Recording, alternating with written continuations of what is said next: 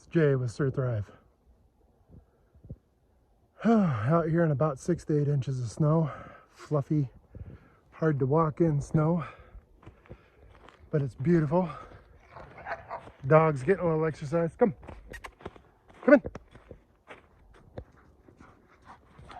Lara and Luna, dumb mutts. So, we're on to step 2.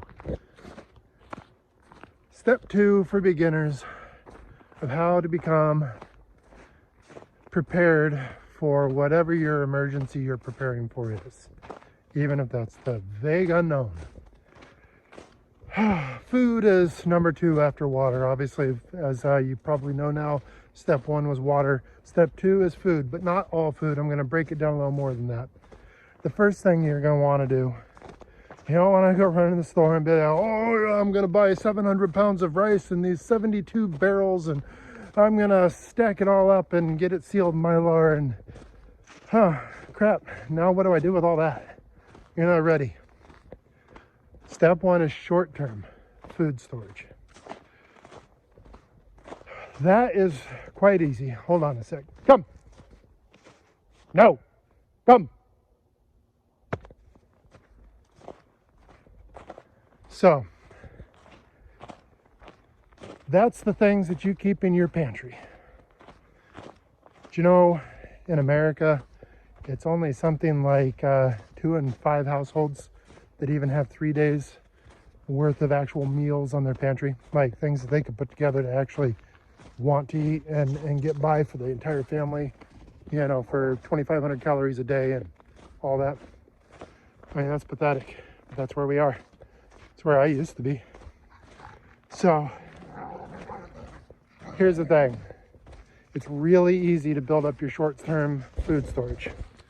Really easy. All you gotta do is make sure you're buying the things that you're gonna eat. Well, let's back up. Step 1, if you don't know how to cook, learn how to cook. If you're going out eating all the damn time, knock it off. You need to know how to take care of yourself. That restaurant ain't gonna be there during the times that we're talking about. If you don't know what to do, you're screwed. You have all the food in the world. If you don't have the knowledge of how to prepare it, it'll be in like crap if you're eating it all. So, when you go to the store, pick out the things that you already buy. Let's say you're going, hey. Let's say you're going to buy tuna fish because you're out. You were going to buy 4 cans or 1 big pouch or whatever it is. Buy a couple extra cans. Buy an extra pouch. Buy your hamburger helper. Don't buy 2 boxes. Don't buy 4 boxes, whatever it is you normally do. Buy those and a couple more. Do that with, I don't know, 2, 3, 4 items every single week. If you go to the store daily, which I know a lot of people do, then at least do it to 1 thing daily. I mean, really, at the end of the day, you can afford, in all likelihood, most of us anyhow, can afford an extra couple boxes of hamburger helper or whatever it is. And if you do it little by little like that, you don't really notice the expense. What's going to happen is you're going to end up looking in your pantry 6 months from now, and you're going to start wondering, holy crap, I've got no room left. Why do you have no room left? Because you've got like 3 or 4 weeks worth of food in there. That's why. So just buy a little more every time you go. Now you realize the amount of money you would have saved had you done that last year, the way food prices are. Anybody here think the food prices are coming down? I don't think they are. So everything you're buying today, that's smart money.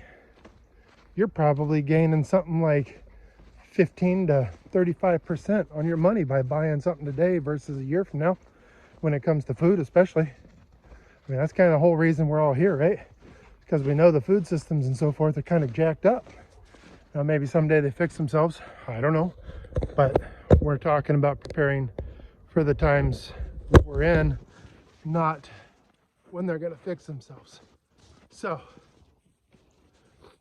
just buy a little extra every time. Buy the stuff you're gonna eat, okay? At a time when you're stressed because you don't have electricity or sewer, maybe you don't have running water, you've been stuck at home, that's not the time to start learning how to live on rice and beans alone. You got to ease into that crap. If things get that bad, you work your way there. You slowly dwindle your short-term storage. You start using your vegetation that you produced out of your own garden to supplement with all those beans and rice and everything. And hopefully you never need the 50-year beans and rice. You know, that's like the ultimate insurance plan for most people. So buy the food you already like. Buy more of it. Keep more of it on hand. Do not throw it out just because it hits its best by date. You know, I was best by age 25. I'm way past that now. Please don't throw me out just because I'm past it. Doesn't mean that I'm completely rotten, although I'm getting there, right? Best by date is just their way of telling you when it's at its freshest, and in some instances to encourage you to use it so you'll buy more.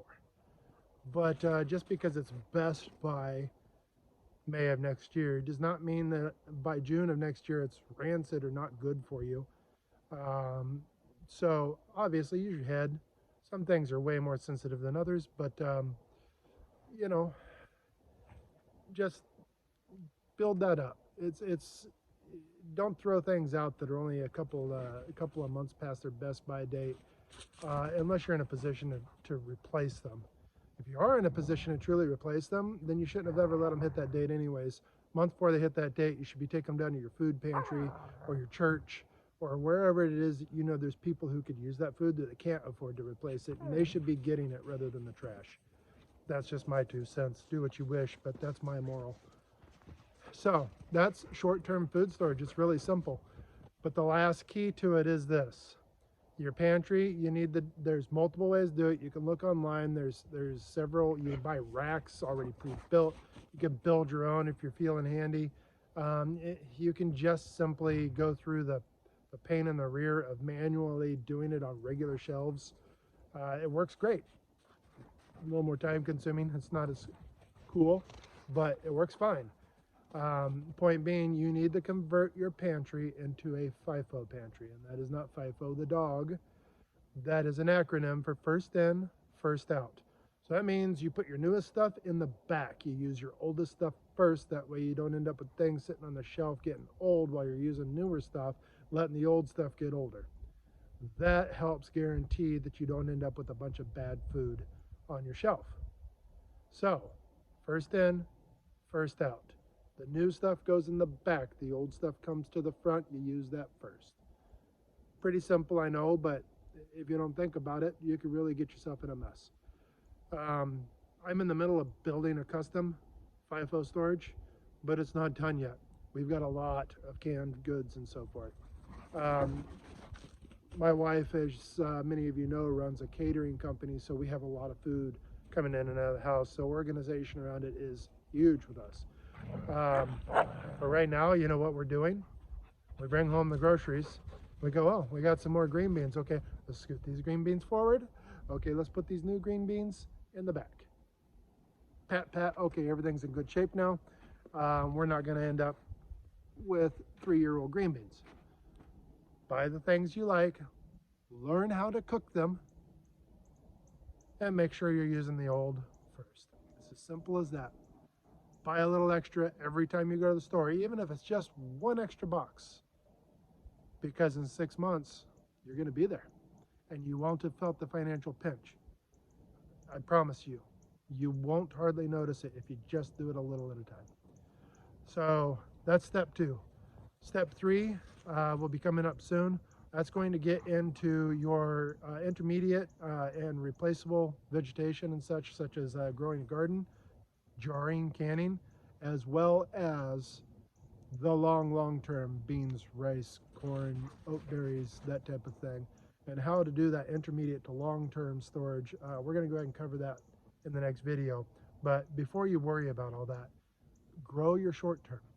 Get that short-term up to where, okay, some of you might think, well, why do I need 3 months worth of food in my pantry? I don't know. The economy right now is pretty crappy. There's going to be a lot of people who are going to get downsized at work. Okay, so you've got unemployment checks coming, but if you had a decent job before, that's not crap. That's, you know, half or a third of what you're used to making. Wouldn't it be nice to not really have to worry about food for about 3 months as you're looking for a new job? I know I was just watching on the TV about the number of near Earth asteroids that come by us, like the one that just missed us not too long ago, that's 1,100 feet across, and all it has to do is blow up in the atmosphere above us as it goes by, which they do apparently, and it could like level all of New York. Or I know even more far-fetched, none of you will believe this, but you know, maybe there's some kind of a nasty cold bug that goes around and kills a couple of people, so the entire society of our whole world loses their damn mind, shuts down all of the economy, even against their own, you know, goodwill and everything, and suddenly you find yourself sitting at home unable to go to work because some bureaucrat who's trying to win elections told you you're not allowed to go to work today, all because of a nasty flu. Girls, chill. I know that's like total conspiracy theory stuff. That would never happen. I mean, this is America, right? People wouldn't stand for that. Yeah, so 3 months in your short term. Crazy, stupid crap happens in this world. Stuff that we never saw coming. 3 months will buy you peace. So, until we come together again, thanks for being here. Please go out in the world and be the good. The girls would like to apologize for having rudely interrupted your video earlier. They are now going to do some exercises to learn how to behave. Come. Load up. Come. Load up. Luna, come. Sit. La. Sit. Down.